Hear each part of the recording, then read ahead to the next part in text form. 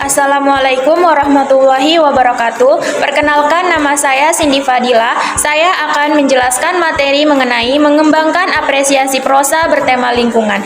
Yang pertama, kita mulai dari pengertian mengembangkan apresiasi prosa bertema lingkungan, yaitu meningkatkan kemampuan untuk memahami, menghargai, dan menghayati karya prosa yang mengangkat isu-isu lingkungan. Ini mencangkup pemahaman terhadap pesan, gaya penulisan, dan dampak karya tersebut terhadap kesadaran lingkungan pembaca. Yang kedua yaitu jenis-jenis prosa bertema lingkungan. Yang pertama ada cerpen atau cerita pendek, menceritakan kisah fiksi yang melibatkan isu lingkungan. Yang kedua yaitu novel, kisah fiksi yang lebih panjang dan kompleks dengan tema lingkungan sebagai inti cerita atau sebagai latar belakang. Yang ketiga yaitu esai, tulisan opini atau analisis yang membahas isu lingkungan secara mendalam. Kemudian reportase atau jurnalistik, yaitu laporan faktual tentang masalah lingkungan. Dan yang terakhir yaitu drama, pertunjukan teater yang mengangkat tema lingkungan. Yang ketiga yaitu ada ciri-ciri prosa bertema lingkungan. Yang pertama adalah menampilkan isu lingkungan, yaitu karya tersebut secara eksplisit atau implisit membahas masalah lingkungan seperti polusi, kerusakan habitat, perubahan iklim, deforestasi, dan lain-lain. Yang kedua adalah karakter yang peduli lingkungan atau sebaliknya, yaitu tokoh-tokoh dalam cerita mungkin terlibat dalam aksi pelestarian lingkungan atau sebaliknya menjadi penyebab kerusakan. Yang ketiga, penggambaran setting lingkungan adalah deskripsi alam yang hidup dan detail, baik yang alami maupun yang telah terdampak kerusakan. Kemudian pesan moral atau amanat adalah karya tersebut bertujuan untuk menyampaikan pesan tentang pentingnya menjaga lingkungan dan dampak dari kerusakan lingkungan.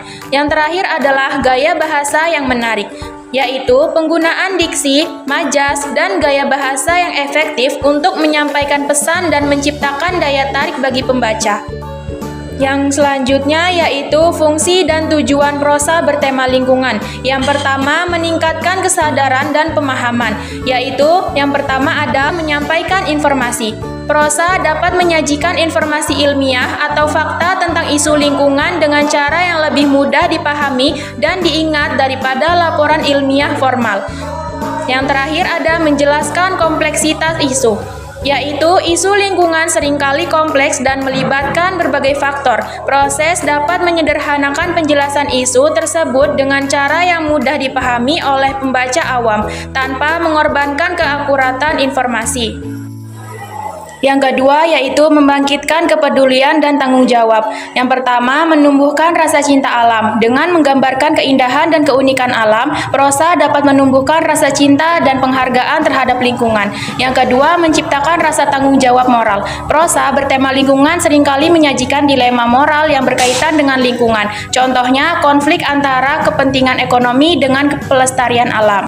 Yang ketiga yaitu mendorong aksi dan perubahan perilaku. Yang pertama, menginspirasi aksi konservasi. Prosa dapat menginspirasi pembaca untuk terlibat dalam berbagai kegiatan konservasi lingkungan, seperti daur ulang. Yang kedua, mempengaruhi kebijakan publik. Dengan menyoroti isu lingkungan yang penting, prosa dapat mempengaruhi opini publik dan mendorong perubahan kebijakan pemerintah yang lebih ramah lingkungan.